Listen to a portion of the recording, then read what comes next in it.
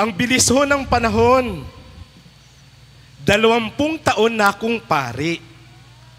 Naaalala ko, nung ako'y inuhordinahan bilang diakono, ang kauna-unahan kong pagbibigay ng pagninilay at humiliya, tandang-tanda ko po sa mga anak ni Yahweh El Shaddai.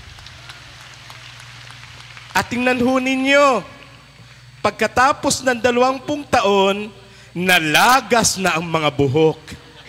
At naririto ko, tuwang-tuwa kapag ganito, hindi lamang sa madaling araw, panaka-naka na nakakapagmisa, pero ngayon, kasama ko kayong lahat, tapat sa inyong pagpupuri, may kagalakan sa inyong mga puso, at ipinapahayag natin sa linggong ito, kayo na nagpababalik-balik dito, na may katapatan sa pananampalataya, langit ang katapat ng lahat ng ito.